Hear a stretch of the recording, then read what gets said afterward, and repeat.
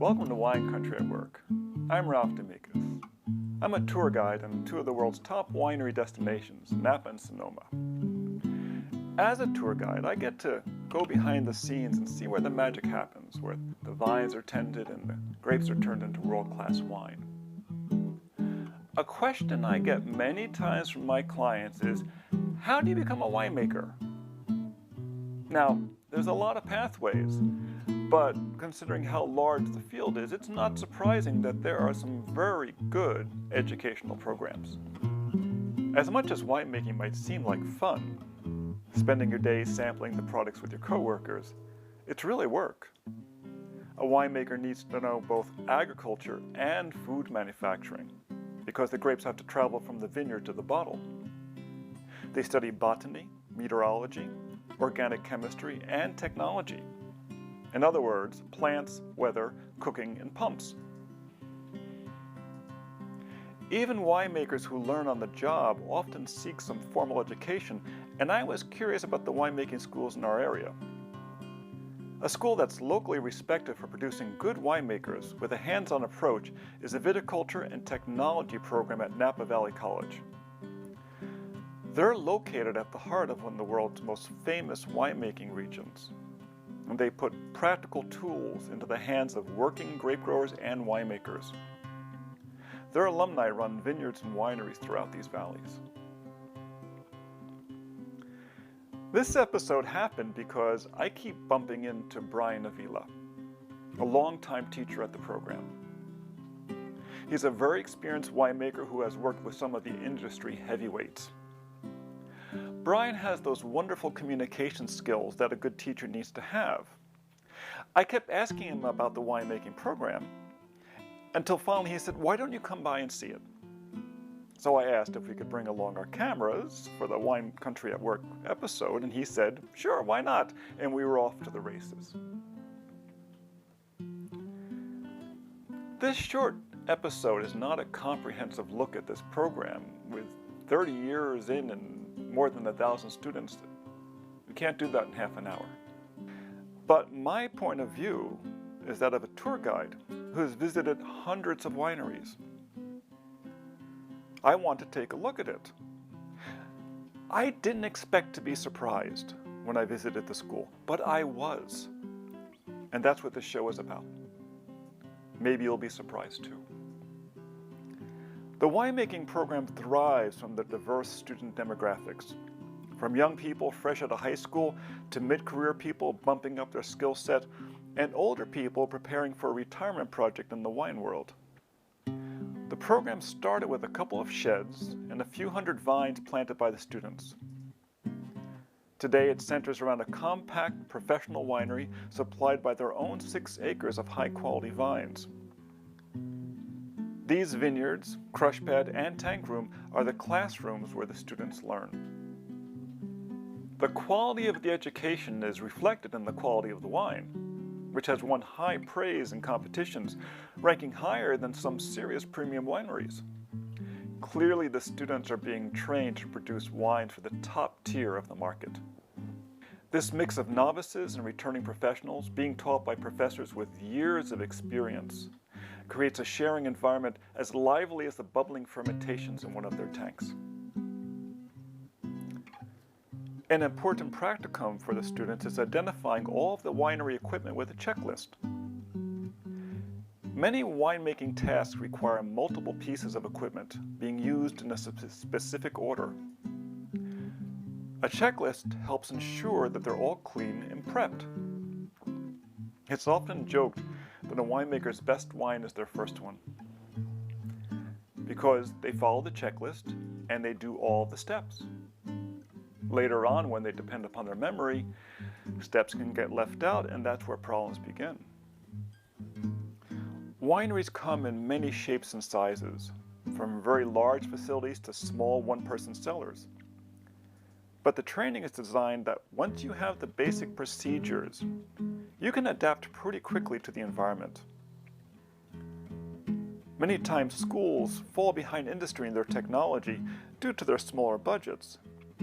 But the Napa program is state-of-the-art thanks to donations from the winemaking community. Due to the long time lag between expenditures and profits, wineries have to be future thinking, which means investing in education. It's no surprise that some of these graduates will one day work at one or more of the wineries listed on that wall of donors. An expression that you often hear is that the wine is made in the vineyard.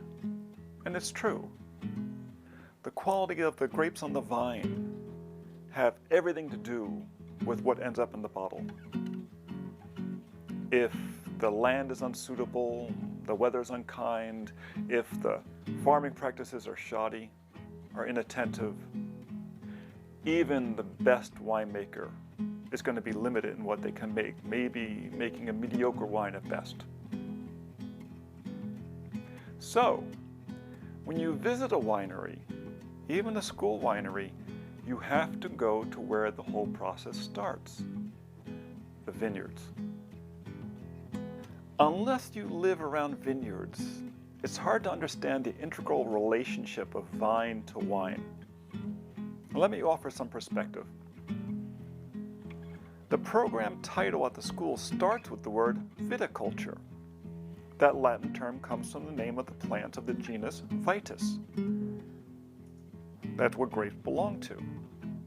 But grapes are a very big family, with grandparents and parents and kids and tons of cousins and plenty of in-laws. Most of the wines you drink today come from the Vitis vinifera family, and those include the popular grapes like Cabernet Sauvignon, Merlot, Chardonnay, and Pinot Noir, to name a few. But in the world of winemaking, an equally important part of the family is the Vitis riparia.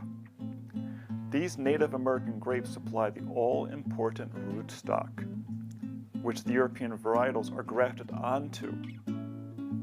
Without that partnership, these vineyards would not thrive. Grapes like Cabernet and Chardonnay are grafted onto American rootstocks to protect them from a soil-based pest, the dreaded phylloxera. Considerable expense goes into planting the grapes, and the first harvest will be 3 to 5 years out. A successful grower has to choose both the rootstock and fruit stock that will produce profitably in their location. There are a dizzying number of fruit and rootstocks to choose from, so decisions like this keep researchers and consultants busy. At the college, they plant about 36 different varietals that I counted, and I probably missed a few. These were chosen because they do well in this climate, and they're popular internationally. A challenge we have, which is also a blessing, is that Napa and Sonoma have so many microclimates and soil types that we can grow a much wider selection of high-quality grapes than most regions. Many regions grow just a half dozen varietals, but Napa and Sonoma grow about 130 that I know about. As a tour guide, this diversity keeps me on my toes. Guests often ask me what kind of vine is in a vineyard as we're driving by. I'll make a good guess based upon the valley and the leaf, but I'm always hoping for a sign that says Cabernet Franc or Sangiovese or something like that. And you can bet I'll remember where that sign is for next time. Let me offer another insight about what winemakers have to deal with. Grapevines are complex plants with a long genetic code. Italian researchers, using genetic testing, have cataloged over 2,000 varietals, and that's just in one country. That complexity gives vines tremendous adaptability, leading to a multitude of mutations that potentially become improved versions of the vines. Those mutations are called clones, and developing vines suitable for today's needs, for instance, drought resistance, is a major research subject. Even though the vines in the college's vineyards have their origins in France, Spain, Italy, Germany, Austria, and Hungary, today those grapes are grown all over the world. But that's just a starting point. Besides local favorites, the growth of wine tourism has seen the rescue of historically significant and almost extinct varietals, opening doors into the past like a wine lover's Jurassic Park. Because the college is a working winery, that provides a realistic education, the vineyards are primarily planted with a small number of locally important varietals. First among them is Cabernet Sauvignon. Cab, as it's affectionately known, represents half of the grapes harvested in Napa, so it's pretty important for students to be familiar with this big red. In large companies, it's common for people to specialize, with one team growing the grapes that they deliver to another team that makes the wine. But this area is dominated by small family vineyards and wineries. In a small winery, the same people may have their hands in both tasks, up to their elbows. A good grower needs to understand what qualities the winemaker needs in their grapes, and a good winemaker needs to understand how those qualities are created in the vineyard.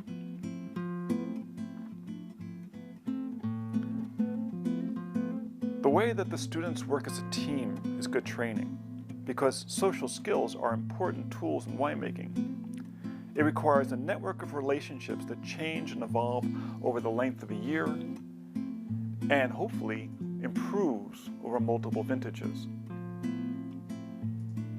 That complex relationship, that experience, emulates the winemaking process. For example, winemakers over time learn how a particular vineyard's grapes will ferment. Do they just need patience and let the yeast work, or will they have to help it along as it changes the sugar into alcohol? Being able to shape your decisions instead of acting by rote is what produces uniqueness and subtlety in a wine. Winemakers have to factor in what they can see, and what they have learned, and what they can only recognize through other means, like a good sense of smell.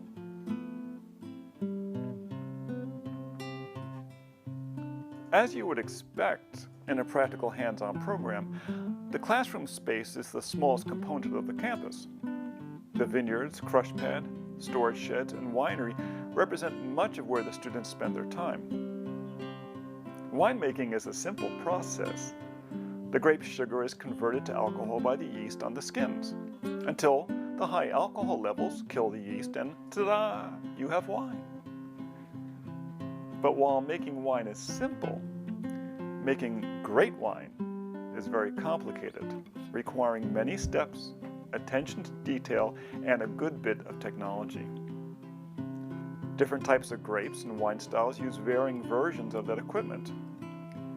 Depending upon the amount of wine you're making and the results or price point you're aiming for, you select and scale the equipment based on your needs. If you've spent much time in wineries, you would find this one unique. While a commercial winery doesn't spend money on equipment it doesn't need, a school program includes a much wider variety of machinery for their students to become familiar with. While the equipment is almost eccentrically varied, the tanks and presses are small because the school produces a comparatively small amount of wine, but of varied types and styles. The overall proportions of the winery are similar to a small family boutique. In some ways, it reminds me of a research lab for a manufacturing company, where they have small versions of all the big machines sitting out on the production floor. It's a reminder that many of the advances that have so improved wine over the past 100 years have come out of university research. Every winery we visit is different. Locations, building styles, and of course, the winemaker's ergonomic choices. A great deal of thought goes into both practical and aesthetic components. Some wineries are very industrial. Others are quite beautiful, designed to be visited by customers. Which brings us to another part of the winemaker's skill set: hospitality and sales. After all, you have to pay the bills. Wine tourism is a big part of sales, and in Napa, Sonoma, almost half the wines are sold directly to visitors who come here from all over the country and all over the world. But unlike most commercial production spaces, factories and such, many wineries have frequent streams of visitors. Having strangers walking through your sparkling clean workspace adds an unknown element to the winemaking process, and not always a welcome one. But pouring your wine for a visitor, hearing their comments, and seeing their expression provides wonderful insights about the way in which your wines are evolving and how the winemaker is improving in their art. Education, even one as good as this, is only the beginning. It is the experience they gain through the cycle of vintages that will truly teach them how to work best with the gifts that nature provides. So thanks for joining us here in Napa. Until next time, I'm Ralph Demikas, peeking behind the scenes with Wine Country at Work. For the second part of Wine Country at Work, we're going to take a look behind the scenes while the students and their teachers do something that's very interesting. They had done an extended soak with these grapes, leaving them on the skins for a very long period of time to really saturate the flavors and the colors. And now they're going to drain the juice out, they're going to take the skins out, and they're going to press them. Watch this whole process because it's actually much more complicated than it sounds.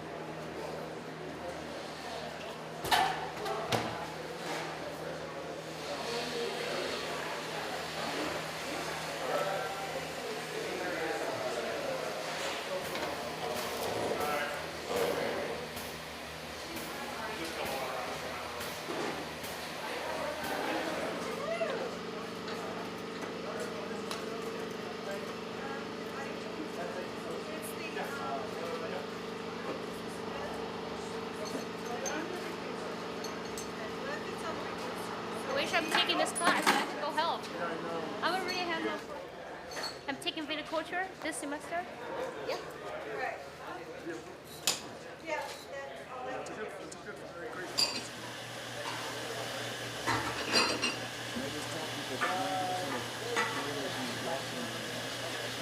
Oh wow, you know a lot of things I just exist.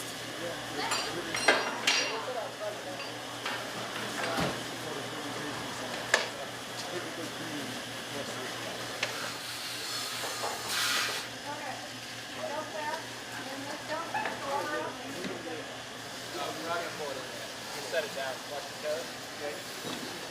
Sorry, turn around.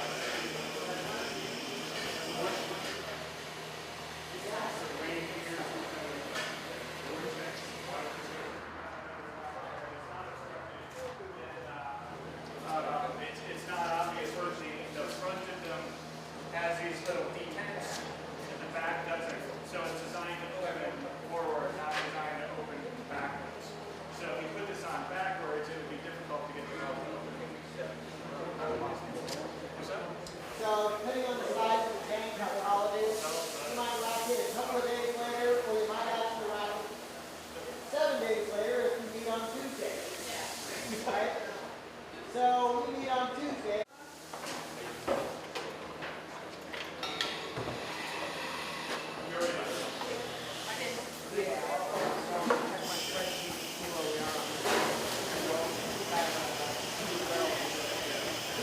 So this is called walking out a pump. Can you go ahead and run it when you do that? It's called walking out the lines or walking out the pump. So they're progressively going through first the back half and now the front half, and it's just progressively like raising it. You know, imagine the motion.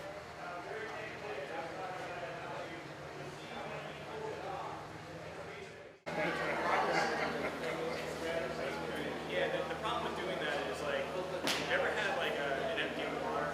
If possible, just leave it running the whole time. Because these gases are heavier than air, but you can't reasonably expect it. Greg?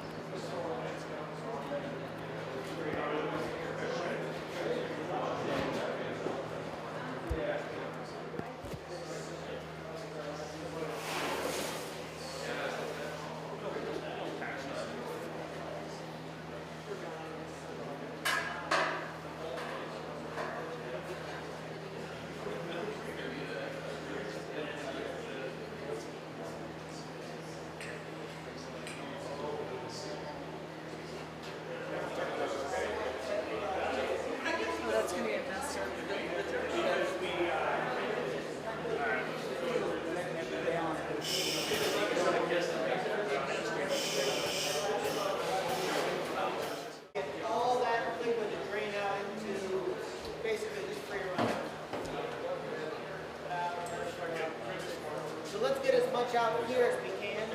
Once we open that door, it's going to get messy. It's really messy. So, come over here and look at our purple opening.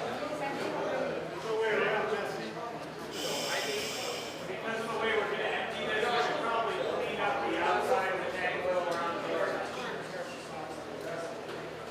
So, when you look at the top of this, you see the cap?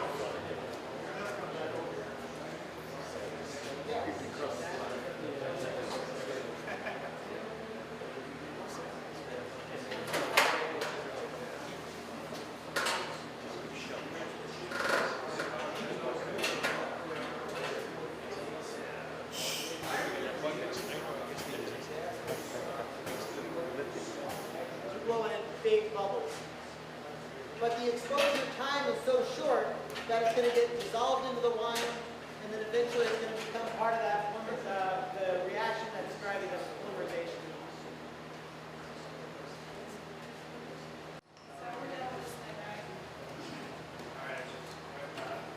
Temporarily done. Yeah, we're done. Sorry. Just a little bit of it's slow.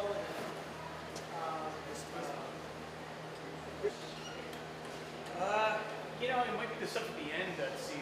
Let's just look at it.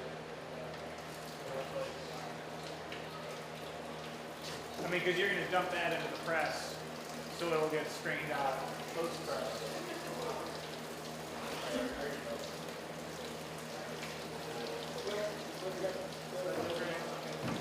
So that's why we sanitize around the door. I mean, the outside of the tank isn't.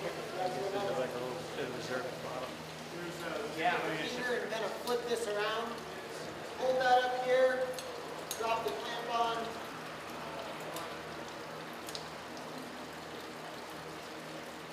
And there it is.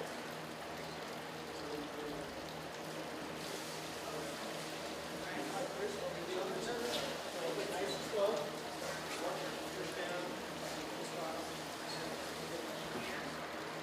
Steady.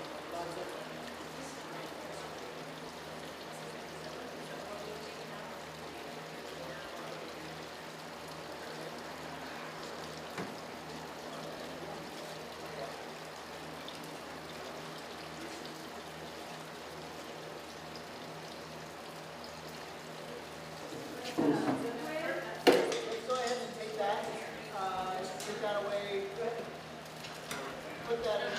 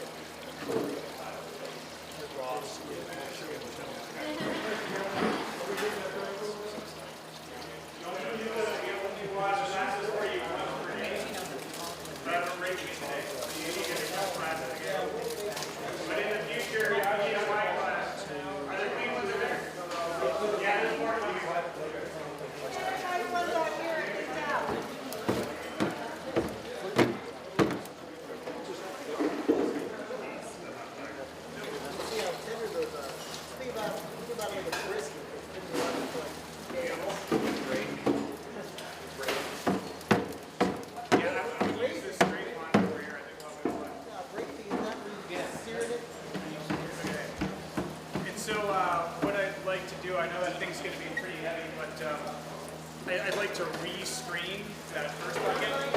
So once you start pumping out, take that other port through the screen and pump it out from there.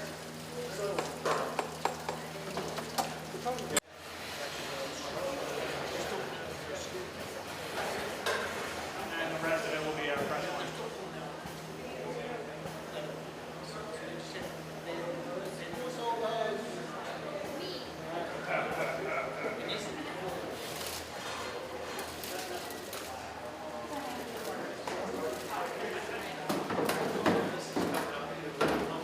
Well, there's somebody at Unified at the Symposium that does what you do. Oh, really? Yeah. It's a little much. Get right to the top.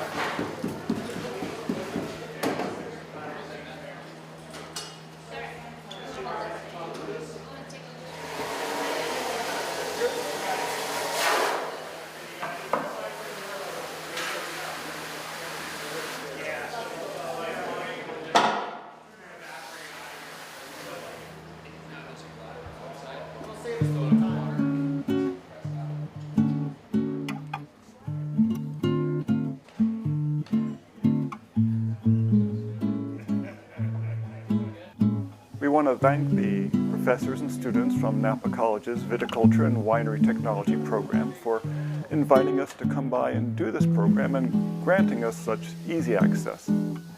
We hope it gave you some insights about what it takes to become a winemaker and how complicated the entire process is.